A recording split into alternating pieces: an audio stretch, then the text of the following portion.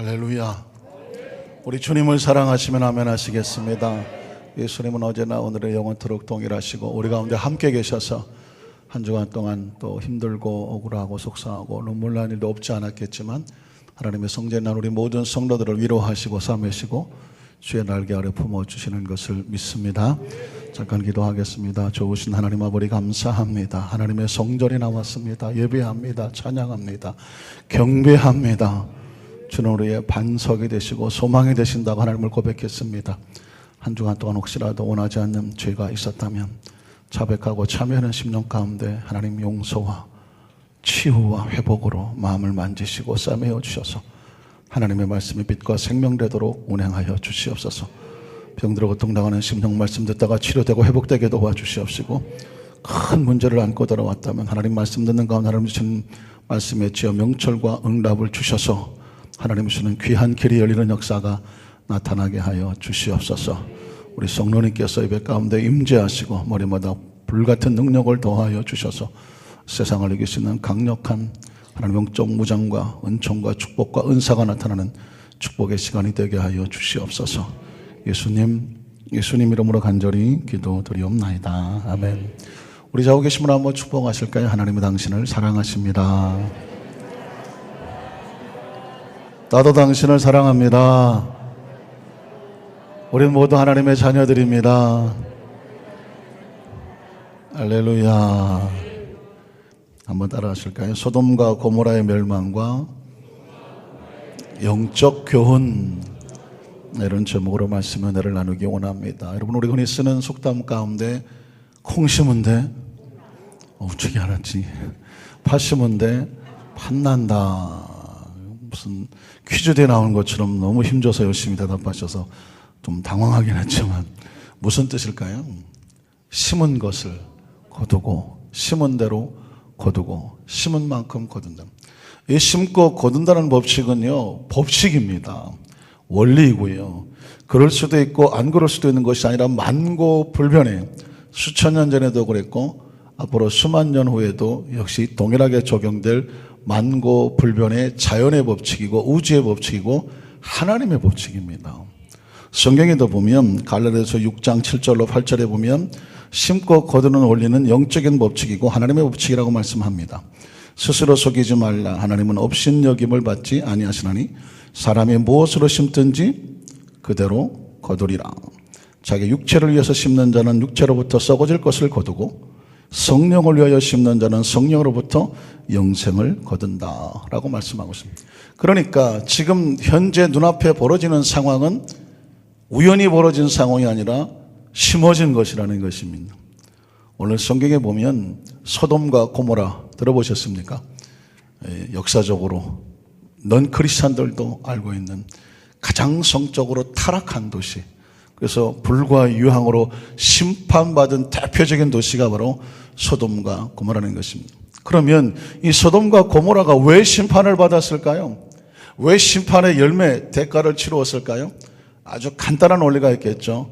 심판을 받을 만한 것이 심어졌기 때문에, 무언가 심어졌기 때문에 그런 심판의 대가와 열매를 가져온 것을 볼 수가 있는 것입니다. 오늘 소돔과 고모라의 멸망의 사건을 찾아보면서 우리에게 주는 놀라운 영적인 교훈을 한번 다시 새기면서 오히려 은혜가 되는 귀한 시간 되시기를 주님의 이름으로 축복합니다. 첫 번째로 하나님의 말씀을 떠난 죄라는 것이 심겨지면 안타깝지만 심판의 대가가 다가옵니다. 한번 따라하실까요? 모든 죄는 심어지면 대가가 다가온다. 죄는 씨앗과 같아서 심어지면 또 심겨지면 심으면 열매가 다가오는데 무서운 대가와 심판이 있다는 것입니다. 성경 창세기 2장 15절로 17절에 보면 하나님께서는 아담과 하와에게 이런 원리를 적용하셨습니다. 야훼 하나님이 그 사람을 이끌어 에덴 동산에 두어 곳을 경작하며 지키게 하시고 야훼 하나님이 그 사람에게 명하여 이르시되 동산 각종 나무 열매는 내가 임의로 먹되, 원리죠. 하나님이 주시는 것은 자유롭게 먹을 수 있다는 것입니다. 그러나 선악을 알게 하는 나무 열매는 먹지 말라. 금하신 것이죠. 금하신 것을 내가 먹는 날에는 반드시 죽을 것이다. 그 열매는 하나님이 금하신 것을 먹든다, 불순종한다는 것은 어떤 대가가 다가옵니까? 죽음의 대가가 다가온다라고 원리가 선포가 됐습니다. 이건 만고불변의 원리고 자연적인 법칙이고 우주적인 법칙이고 영적인 법칙과도 같습니다. 그런데 아담과 하와가 어떻게 합니까? 창세기 3장 11절로 19절에 보니까 아담에게 이르시되 내가 네 아내의 말을 듣고 내가 내게 먹지 말라 나무 열매를 어떻게 했어요? 먹었다고 말합니다. 이건 원리예요. 심은 것과 같습니다. 하나님의 말씀을 떠나서 어기고 불순종해서 내가 보기 좋고 듣기 좋고 지혜롭고 탄성할 만한 탐스러운 것을 액션을 하고 행동을 하고 말을 하고 움직였다면 이건 자연 법칙 속에 우주 법칙 속에 하나님 영적인 법칙 속에 심겨진 것과 같아요. 이게 그냥 아무 일도 없을 거라고 생각하면 절대로 안 됩니다. 왜냐하면 심겨지면 열매가 난다니까요.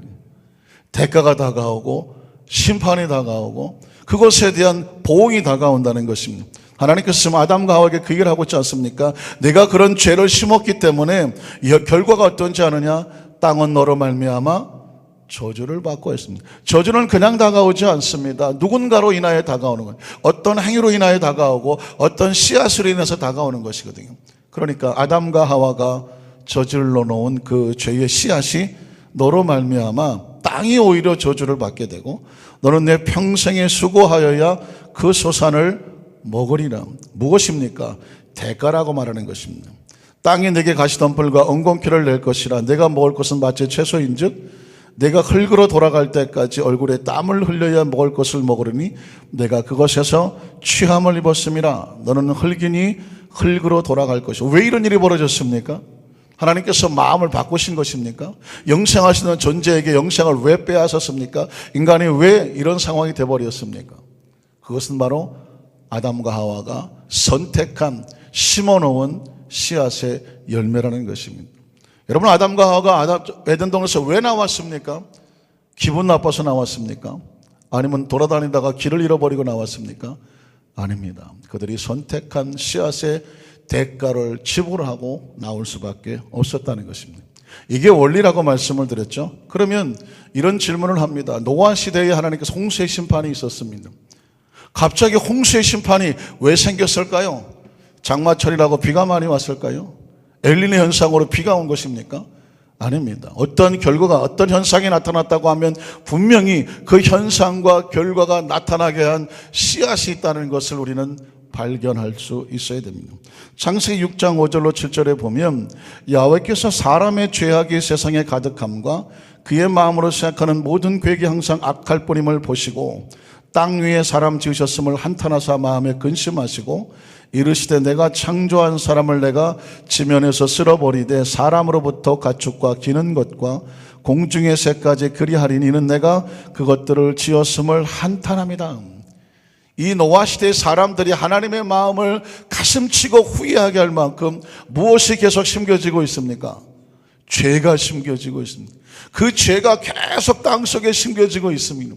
사람들은 그 죄가 심겨져도 아무 일도 없을 거라고 생각하지만 그 죄는 심어지는 대로 심판의 대가를 불러오고 있는 것을 보게 됩니다. 창세기 6장 11절로 13절에도 보니까 그때에 온 땅이 하나님 앞에 부패하여 포악함이 땅에 가득하더라. 그러니 뭐가 올 수밖에 없어요? 홍수의 심판이 올 수밖에 없음을 성경은 지금 예고를 하고 있는 것입니다. 하나님이 보신즉 땅이 부패하였으니 이는 땅에서 모든 혈육인 자의 행위가 부패해서 더 이상 볼 수가 없는 상황이었습니다. 그래서 하나님이 노아에게 이르시되 그 결과 그 열매 그 대가 모든 혈육 있는 자의 포악함이 땅에 가득함으로 어쩔 수 없이 원리와 법칙에 의해서 그 끝날이 내 앞에 이르렀으니 내가 그들을 땅과 함께 멸할 것이다 라고 말합니다. 죄악이 관영해지면 반드시 대가가 그 끝이 오는 날이 있다라고 노아의 시대도 하나님께서 말씀하고 있습니다. 결과는 당연하죠. 찾아볼 것도 없지만 그래도 한번 궁금하니까 찾아볼까요? 창세기 7장 11절로 12절에 보면 노아가 600세 되던 해 둘째 달 곧 그달 11의 날이라 그날에 큰 기쁨의 샘들이 터지며 하늘의 창문들이 열려서 40주 40야를 비가 땅에 쏟아졌더라. 홍수가 시작됐습니다. 17절로 24절에 보면 결과 어떻게 됩니까? 홍수가 땅에 40일 동안 계속된지라 물이 많아져서 방주가 땅에서 떠올랐고 물이 더 많아서 땅에 넘침에 방주가 물 위에 떠다녔으며 물이 땅에 더욱 넘침에 천하의 높은 산이 다 잠기게 되었으니 물이 불어서 15규빗이나 오르니 산들이 잠긴지라 땅에 움직이는 생물이 다 뭐 할 수밖에 없어요? 호흡이 끊어졌으니 죽을 수밖에 없고 고와 새와 가축과 들짐승과 땅에 기는 모든 것과 모든 사람들도 다 죽을 수밖에 없으며 육지에 있어서 그 코의 생명의 기운이 숨이 있는 것은 다 죽었더라. 지면의 모든 생물들이 다 쓸려버려 가고 곧 사람과 가축과 기는 것과 공중의 새까지 남아있지 못하죠. 이들은 땅에서 쓸어버림을 당하였으되 오직 노아와 그와 함께 방주에 있던 자들만 살아남았더라. 물이 150일을 땅에 넘쳤다. 40주 40회를 비가 오고 150일 동안을 차고 넘치고 있었다고 말하는 것입니다. 눈치가 좀 채지십니까? 어떤 일이 벌어졌을 때는 분명히 그 드러난 것만 보는 것이 아니라 그것이 생겨나게 된 원인이 있다는 것을 알게 되죠. 그 원인이 죄로 심겨지면 우리에게 무서운 심판과 대가가 다가온다 라는 것을 알게 되면 소돔과 고모라에 왜 불과 유황의 심판이 있었는지를 여러분이 아마 눈치채게 될 것입니다. 소돔과 고모라에 과연 어떤 무서운 죄가 있었을까요? 창세기 18장 20절로 21절에 보면 야훼께서 또 이르시되 소돔과 고모라에 대한 부르짖음이 그 소돔과 고모라의 그 죄악과 그들의 잘못과 행악으로 인한 부르짖음이 크고 그 죄악의 심이 무거우니 내가 이제 내려가서 그 모든 행한 것이 과연 내게 들린 부르짖음과 같은지 그렇지 않은지 내가 보고 알려하노라 라고 말합니다. 19장 1절로 5절에도 이렇게 말하거든요. 저녁 때 그 두 천사가 소돔과 고모라를 지금 정탐하고 소돔과 고모라 내용을 알려고 왔던 그 두 천사가 소돔에 이르니 마침 롯이 소돔 성문에 앉아 있다가 그들을 보고 일어나 영접하고 땅에 엎드려 절하며 롯은 알아본 것 같아요.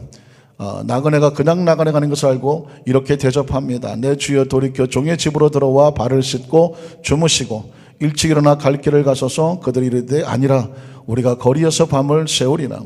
롯이 간청하며 그제서야 돌이켜 그 집으로 돌아오는지라 롯이 그들을 위하여 식탁을 베풀고 무교병을 구우니 그들이 먹으니라. 그들이 눕기 전에 잠들기 전에 그 성사람 곧 소돔 백성들이 노소, 굉장히 중요한 단어입니다. 노소라는 것은 젊은 사람이나 나이 먹은 사람이나 모두 다라는 것입니다.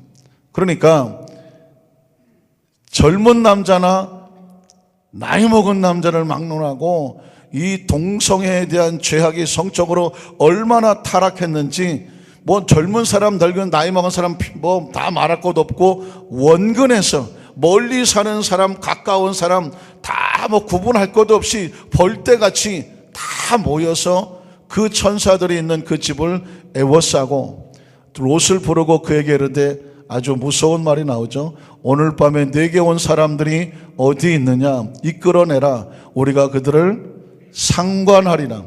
한국말은 굉장히 우회해서 돌려 말하고 있습니다. 상관한다는 얘기는 뭐냐면 성적인 관계를 갖겠다는 말을 하고 있습니다. 그러니까 이 말은 뭐냐면 이 소돔과 고모라가 어떻게 타락했냐면 그냥 무슨 뭐 동성애 정도 이런 정도가 아니라 그 도시 전체가 어떤 성적인 타락을 하는데 젊은 사람이 무슨 젊은 혈기한 것도 아니고 나이 먹은 사람이든 젊은 사람이든 멀리 있는 사람이든 가까이 있는 사람이든 어쨌든 낯선 사람이든 아는 사람이든 뭔가 새로운 것만 나타나면 뭐든지 성적으로 관계를 가지려고 하는 최악의 상태에 빠져 있는 것을 볼 수가 있는 상황입니다. 자, 그러면 어떻게 되겠습니까? 이 도시가 살겠습니까? 아니면 멸망하게 사겠습니까?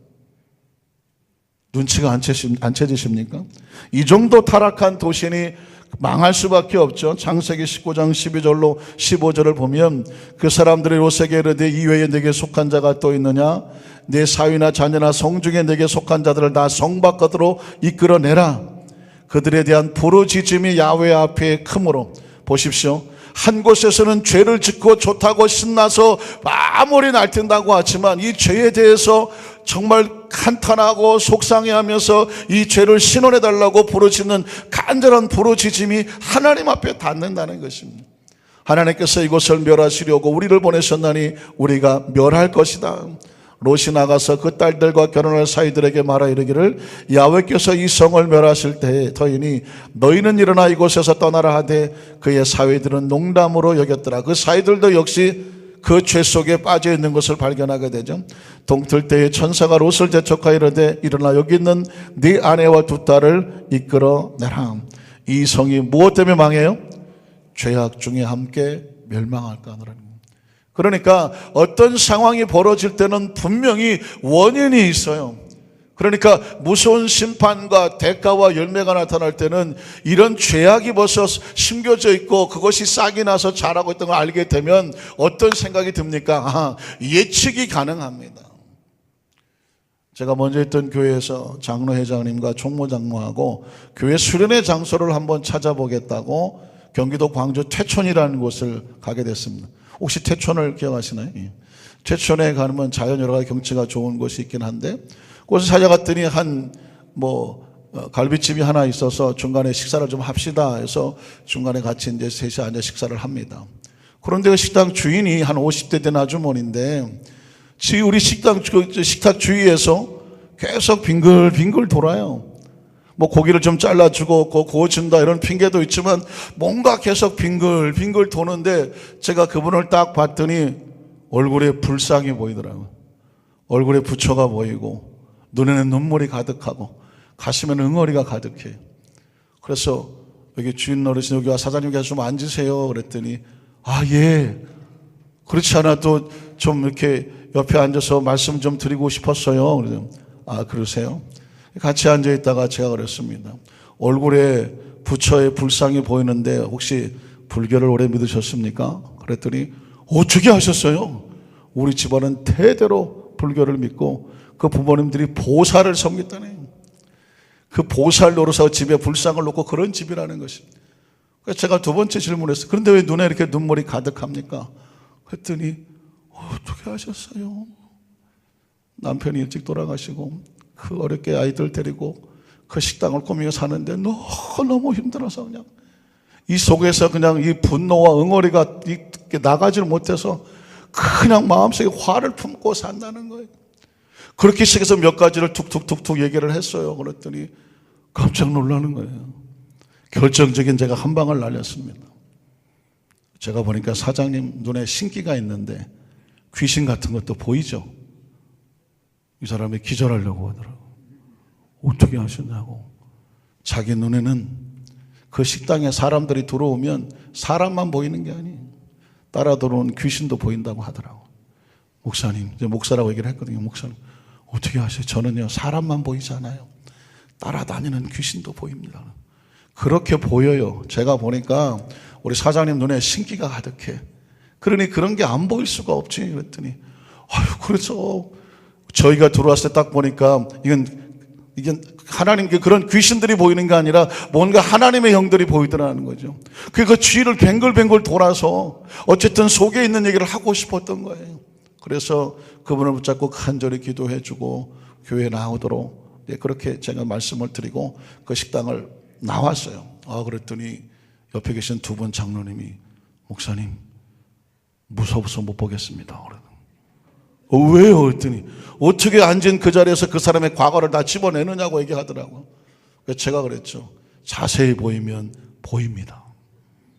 아니 어떤 그 불교 스님은 멈추면 보인다 그러는데 저는 자세히 보면 보입니다. 그랬더니 이제는 목사님하고 얼굴도 안 마주치겠다고. 그래서 괜찮다고 제가 자세히 봐야 보이지 얼핏 보면 잘 안 보인다고. 그랬더니 한 장로님 옆에 있다가 미아리에다가 자리 하나 깔자고 그러죠. 그래서 제가 그래서 사실은 제가 하나님이 주신 은사가 있는데 성령을 받고 나서 주는 사모님 기도할 때 그 사람의 심령이 느껴지는 겁니다. 놀라운 거예요. 이건 뭐냐면 그냥 목사님 이런 기도 제목 가지고 기도해 주세요 그러면 그 제목만 보고 기도하는 것이 아니라 그분의 손을 잡든 그분의 머리손을 꼭 기도하면 그분의 심령이 달라와.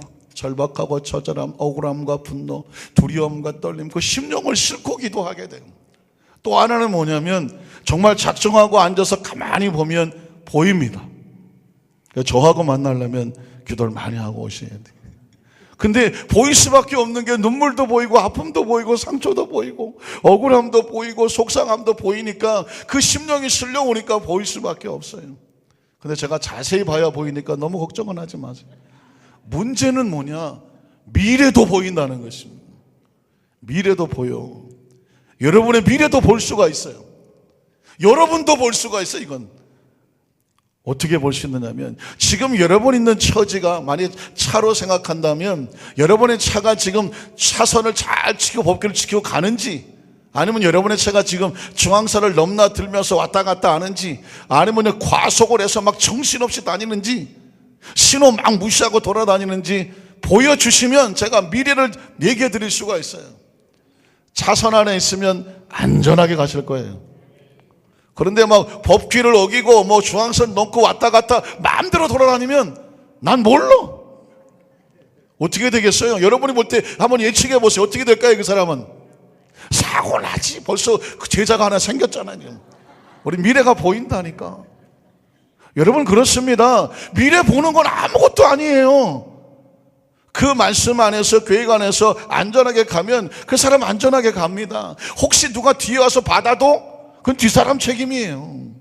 그러나 내가 만약에 말씀을 벗어나서 움직이고 자기 멋대로 다니다가 사고가 날 수밖에 없어. 그건 가만히 있어도 지금 당장 안 나도 나 언젠가는. 그래서 여러분, 두 번째는 뭐냐면 하나님의 말씀을 잘 지키는 것이 죄를 이기는 것이고 하나님의 주신 축복을 지켜내는 것입니다. 저는 개인적으로 하도 어려서부터 교회를 다녀서 십계명이 굉장히 두려운 것이었어요. 그래서 제가 한번 그런 얘기 했죠. 제가 어렸을 때 십계명을 붙잡고 울었다고. 내가 어쩌자고 내가 예수를 이렇게 일찍 믿어갖고 내가 이 십계명을 어떻게 지키냐. 이건 내가 암만 봐도 못 지키겠더라고. 10가지나 되는 거 이거 정말 못 지키겠더라고. 그런데 세월이 지나서 보니까 그 십계명은 우리의 걸림돌이 아니라 디딤돌이에요. 우리를 이 세상에서 잘 세상과 분리시키고 거룩하고 성결하게 자신을 점검하고 지키면서 하나님 말씀 안에 살아가도록 축복을 지키고 죄를 이기도록 만들어준 아름다운 축복의 통로라는 거예요. 그리고 나니까 십계명이 얼마나 귀한지 모릅니다. 여러분, 십계명에 축복이 담겨져 있다는 사실 혹시 아십니까? 출애굽기 20장 1절로 6절을 보면 하나님이 모든 말씀으로 말씀하여 이르시되 나는 너를 애굽 땅 종되었던 집에서 인도하여낸 네 하나님 야훼니라. 너는 나 외에는 다른 신들을 내게 두지 말라. 너를 위해서 새긴 우상을 만들지도 말고 너 위로 하늘에 있는 것이나 아래로 땅에 있는 것이나 땅 아래 물속에 있는 것 어떤 형상도 만들지 말며 그것들에게 전하지 말며 그것들을 섬기지 말라.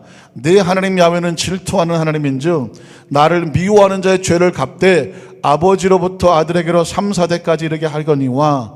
잘 보십시오. 나를 사랑하고 내 계명을 지키는 자에게는 무엇을 주셔요? 1000대까지 은혜를 주신다니까. 그러니 하나님만 잘 섬기는 1계명부터 4계명만 잘 섬겨도 하나님이 그 1000대까지 은혜를 주신다고 말씀을 하셨어요. 그러니까 이 계명은 우리를 축복하시려고 주시는 건다고 말씀입니다. 계산이 빠른 사람부터 이럴지도 몰라. 그럼 목사님 1001대는 어떻게 할 거예요? 1000대를 하신 축복은 그 축복이 계속 내려가겠죠.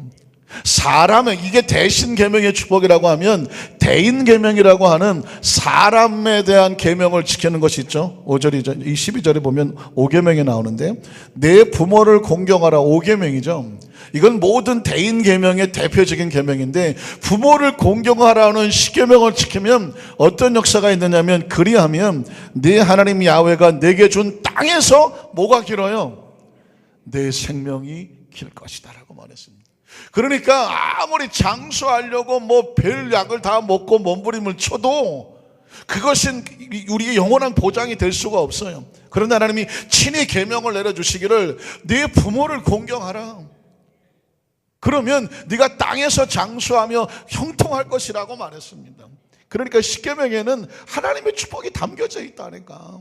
이 비결과 이 축복을 알고 있으면 누가 시켜서가 아니라 누가 하나님 말씀, 하나님을 섬기면 복을 받게 되고 있고 부모에게 효도하는 마음을 가져도 자식이 잘 되도록 만들어 주셨습니다. 그러니까 십계명은 우리의 걸림돌이 아니라 하나님 말씀을 잘 지킴으로 말미암아 복된 삶이 되게 하시려고 하는 하나님의 마음이 담겨진, 계명만 지켜도 하나님의 복을 받습니다. 또 우리가 어떤 상황이 힘들고 어려운 상황이라고 할지라도 내 마음에 오직 하나님에 대한, 이 하나님에 대한 간절한 절대 신뢰가 있으면 그 사람은 하나님이 책임져 주십니다. 한번 따라 하실까요? 하나님에 대한 절대 신뢰, 절대 믿음이 있으면 하나님이 친히 지켜주신다. 믿으십니까? 환경과 역경이 힘들어요. 하나님이 살아계시면 나한테 이런 일이 일어날까? 여러 가지 상황이 있을 수 있습니다. 그런데 신앙은 그때 지키는 거거든요. 배부르고 등 따실 때 누군 뭐 안 믿는다고 그래요. 그러나 정말 힘들고 어려운 위기를 만날 때 그때 그 사람의 믿음이 나오는 것이거든요.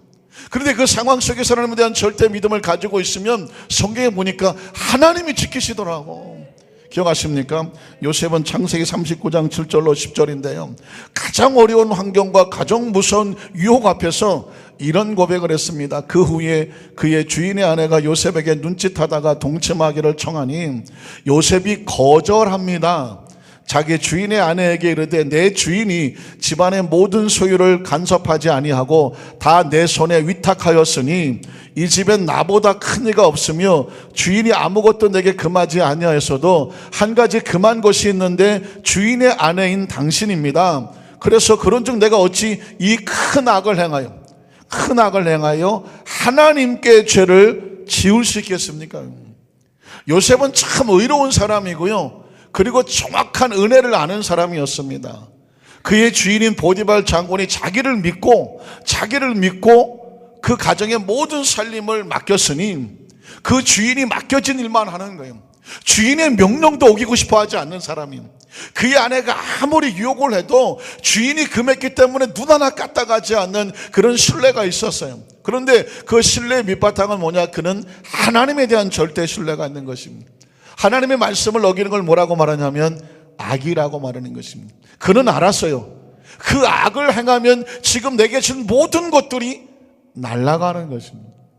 눈앞에 보이는 것이 날아가는 것이 아니라 하나님과 함께하는 것이 날아가죠. 그래서 창세기 39장 19절 23절에 보면 그렇게 해서 감옥에 들어갔지만 그곳에서도 놀랍게도 하나님은 그 요셉을 홀로 내버려 두지를 않았습니다. 그의 주인이 자기 아내가 자기에게 이르기를 당신의 종이 내게 이같이 행하였다는 말을 듣고 심히 노한지라 이에 요셉의 주인이 그를 잡아 옥에 가두니 그 옥은 왕의 죄소를 가두는 곳이었더라. 한마디로 말하면 한 번 들어가면 나올 수 없는 곳이라는 것이죠. 요셉의 옥에 갇혔으나 야훼께서, 이게 놀라운 것입니다, 하나님을 절대 신뢰하고 그 어떤 상황 속에서 그 신앙을 잃어버리지 않냐고 믿음을 지키면, 절대 신뢰하면 누가 지켜주신다고요? 하나님이 지켜. 환경은 감옥이야. 환경은 억울하고, 환경은 성폭행범으로 밀려서 오해를 뒤집어 쓰고 잡혀 들어가도 하나님에 대한 절대 신뢰가 있는 백성은 하나님이 지키신다. 야훼께서 요셉과 함께 하시고 그에게 인자를 더하사 간수장에게 은혜를 받게 하심에 간수장이 옥중죄수를 다 요셉의 손에 맡김으로 그 재반 사물을 요셉이 처리하고 간수장은 그의 손에 맡긴 것을 무엇이든지 살펴보지 아니하였으니 이는 이유가 있어요. 누가? 하나님께서 요셉과 함께 하시기 때문에 야훼께서 그를 범사에 형통하게 하셨다는 것입니다. 그러니까 인간적인 수단과 방법을 통해서 내가 어떻게 해보려고 해서 그러다가 선을 넘어버리면, 하나님이 함께 하지 않으면 아무것도 내 손 안에 없어요. 지금 내가 인간적인 방법이 아닌 하나님에 대한 절대 신뢰를 선택하면 그 감옥과 같은 절망적인 상황 속에서도 하나님이 함께 하시고 지키시고 먹이시고 입히신다고 말씀하고 있습니다. 얼마나 귀한지 모릅니다. 창세기 50장 19절에도 요셉은 그 속에 자기의 기준이 정확합니다. 요셉이 그들에게 이르되 두려워하지 마소서, 내가 하나님을 대신합니까? 지금 이 상황 속에서 내가 말하려고, 행동하려고, 어떤 결정하려고 할 때에 기준이 하나님이야. 아무리 유혹이 오고, 아무리 감정이 땡기고, 아무리 기분이 막 온다고 할지라도 요셉은 냉철하게 지금 내가 이것을 행하려고 하는데 이건 하나님의 영역이라고 생각하면 손대지 않아요. 이게 뭐냐? 이게 믿음이에요. 하나님의 영역이라고 하면 절대 내가 손대지 않는 것, 함부로 하지 않는 것, 하나님을 내가 대신해서 형들을 복수하고 보복하지 않겠다라는 것입니다. 결국 그런 이 신앙의 고백이 어떤 일을 가져옵니까? 20절을 보면 당신들은 나를 해하려고 했지만 그 많은 상황 속에서 나는 하나님에 대한 기준이 정확하였으니 나를 바꾸신 분은 누구예요? 하나님은 그것을 선으로 다 바꾸어 주셨어요.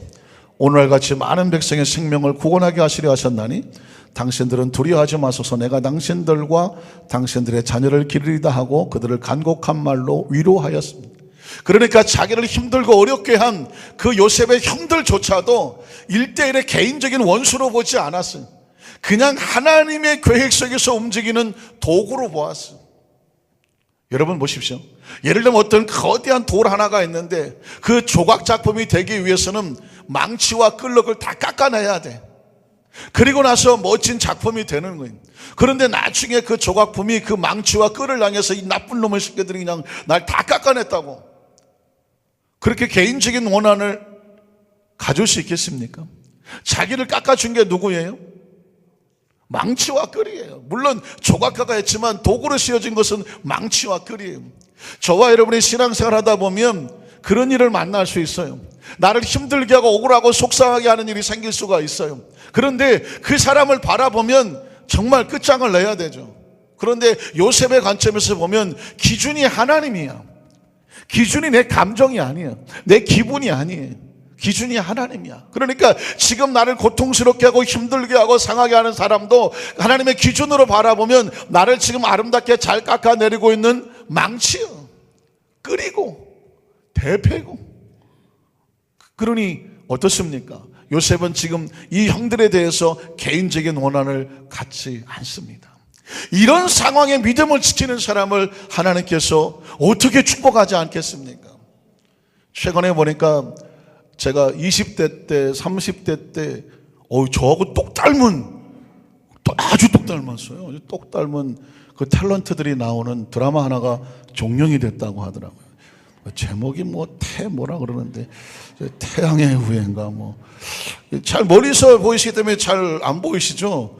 그 저 주인공이 가만히 보니까 제 20대 때 얼굴하고 너무 똑같아 갖고 제가 사진을 좀 이렇게 비교를 해봤어요.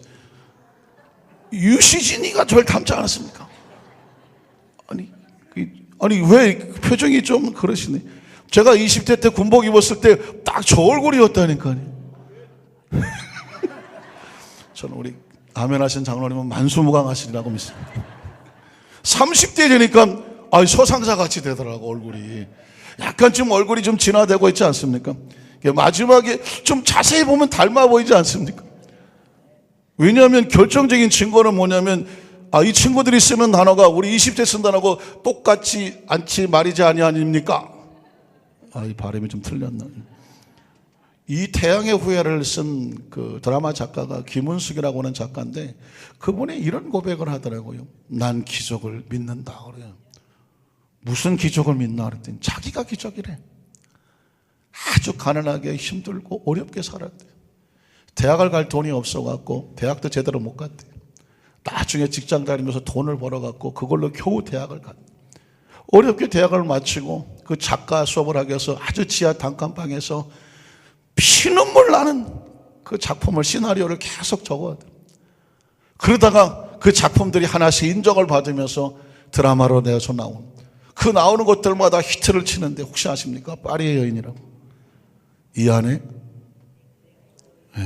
너 있다. 여자들이 그 말에 이 안에 너 있다 그러는데 어떡하겠어? 어쨌든 이런저런 거에서 드라마를 굉장히 시나리오 작가를 쳤는데 다 히트를 친 거예요. 지금은 거의 대한민국에서 최고의 작가 중에 하나가 아까 굉장히 젊지 않습니까? 그런데 그분이 그런 얘기를 하는 거예요. 자기가 기적이다. 자기의 옛날 모습을 아는 사람은 지금 현재하고 도무지 비교할 수가 없다. 자기는 자기를 기적이라고 부른다는 것입니다. 저분이 난 크리스찬인지 넌 크리스찬인지 그 얘기를 하고 싶은 게 아니에요. 한 개인이 그 처절한 환경 속에서도 최선을 다하여서 땀 흘려 노력하여 수고하니까 기적 같은 일을 이룬다고 하면 크리스찬들이 아무리 힘들고 어려워도 하나님의 말씀을 붙잡고 세워 일어서려고 하면 하나님이 세워주시면 더 큰 기적의 역사가 나타나지 않겠습니까? 그래서 여러분 성경에 보면 하나님의 축복은 정확한 원리에 의해서 움직여지더라는 것입니다. 신명기 28장 1절로 6절을 보면 잘 보십시오. 내가 내 하나님 야훼 말씀을 삼가 듣고 내가 오늘 내게 명령하는 그의 모든 명령을 지켜 행하면, 이게 원리예요. 법칙이에요. 여기에 무슨 자격 제한이 없고 학력 제한이 없고 다른 어떤 나이 제한이 없어요. 누구든지 이 말씀의 법칙 속에 들어오면 네 하나님 야훼께서 너를 세계 모든 민족 위에 뛰어나게 하실 것이라. 내가 네 하나님 야훼의 말씀을 청정하면 이 모든 복이 내게 임하며 내게 이르리니 성읍에서도 복을 받고 들에서도 복을 받을 것이며 네 몸의 자녀와 네 토지의 사산과 네 짐승의 새끼와 소와 양의 새끼가 복을 받을 것이며 내 광주리와 떡반죽 그릇이 복을 받을 것이며 내가 들어와도 복을 받고 나가도 복을 받을 겁니다. 이건 어떤 개인에게 주는 말이 아닙니다. 모든 사람에게 다 해당이 되어지는 원리와 같아요. 반대로 이 법칙에서 어긋나면 어떤 일이 벌어집니까? 14절로 19절에 보면 똑같은 말인데 내가 오늘 너에게 명령하는 그 말씀을 떠나 자른 오르나 치우치지 아니하고 다른 신을 따라 섬기지 아니하면 이와 같을 것이다. 그러나 내가 만일 네 하나님 야훼의 말씀을 순종하지 아니하여 내가 오늘 내게 명령하는 그의 모든 명령과 규를 지켜 행하지 아니하면 이 모든 저주가 내게 임하며 내게 이를 것이다. 그러니까 하나님 말씀은 똑같은 원리예요. 원리를 지키면 축복의 열매가 맺어지게 되는 것이고 그 원리를 지키지 아니하고 불순종으로 열매가 되어지면 아까 똑같은 축복이 전부 다 뒤집어져서 아픔과 상처로 다가올 수밖에 없다는 것입니다. 그래서 성경은 철저하게 이 말씀의 원리 속에 들어가길 원하는데 이 구약시대의 말씀의 계명이 신약시대에 우리에게 다가오면 예수 그리스도가 되는 것입니다. 요한복음 1장에 보면 요한복음 1장 1절로 4절을 볼까요? 태초에 말씀에 계시니라 이 말씀이 하나님과 함께 계셨으니 이 말씀은 곧 하나님이시니라. 그가 태초에 하나님과 함께 계셨고 만물이 그로 말미암아 지은 바 되었으니 지은 것이 하나도 그가 없이는 된 것이 없느니라. 그 안에 생명이 있었으니 이 생명은 사람들의 빛이라. 예수님을 구주로 믿으면 우리 속에 생명이 들어오고 우리 속에 빛이 들어오는데 무엇대로 살게 합니까? 말씀 안에 살게 하는 것입니다. 그러니까 계명을 어떤 의도와 인격과 어떤 도덕과 수양으로 지키려는 것이 아니라 예수님을 구주로 믿고 하나님의 자녀가 된 주님을 사랑하는 마음으로 계명을 기쁨으로 대하게 되면 자연히 그 계명이 지켜지게 되고 말씀 안에 살게 되어지고 그 가운데 어떻게 됩니까? 그러면 원리예요. 그 말씀에 따른 축복이 다가오게 되는 줄로 믿습니다. 우리가 복을 구하는 것이 아니라 예수님을 구주로 믿고 말씀의 법칙 안에 들어오면 그 축복이 자연스럽게 맺어지게 되는 겁니다. 콩을 심었으니까 콩이 나는 것이고 팥을 심었으니까 팥이 나는 것입니다. 마찬가지로 하나님 말씀 안에 순종을 심으면 그 순종에 약속된 축복이 다가오게 되는 줄로 믿습니다. 말씀을 정리하기를 원합니다. 어떤 한 아들이 나이 먹어서 이제 청년이 돼서는 그만 집을 가출해 버렸습니다. 한 10년이 지나서 30대쯤 됐는데 그만 절도범으로 감옥에 들어가고 연락되지 않았던 어머니에게 연락이 돼서 그 어머니가 정말 잃었던 아들을 찾아서 감옥으로 면회를 오게 됐습니다. 어머니는 감옥에 있어도 자기 아들 아닙니까? 그래서 이 내 아들이 왜 이렇게 됐느냐고 그 아들은 너무 반갑고 안타까워서 달려들어 손을 붙잡았습니다. 그런데 그 아들은 그 반갑고 10년 만에 만난 그 어머니를 붙잡고 오히려 그 손을 이빨로 물어 뜯어버리고 말았다는 것입니다. 갑자기 피투성이가 되어지고 그 감옥에 아수라장이 됐습니다. 교도소가. 왜 그런 일이 났는가? 그 아들이 입에 아직도 피를 흘리면서 하는 얘기가 뭐냐면 엄마는 왜 나를 어려서부터 한 번도 야단을 치지 않았냐는 것입니다. 아주 어렸을 때 친구 집에 가서 볼펜을 훔쳐오고 그냥 가져온 거예요. 지우개 가져오고 노트 가져오고 이것저것 가지고 올 때 아이고 잠깐 괜찮아 이제 내 새끼 아이고 내 새끼 한 번도 야단을 친 적이 없어. 고등학교 나갈 때 친구들하고 싸워도 무조건 내 새끼만 했어. 그러니까 한 번도 무엇이 옳고 그른지에 대해서 엄마한테 들어본 기억이 없어. 그렇게 사회를 나갔어. 뭐든지 자기 중심으로 하고 싶은 대로 살았어. 수도 없이 도둑질하고 감옥에 갇혔어.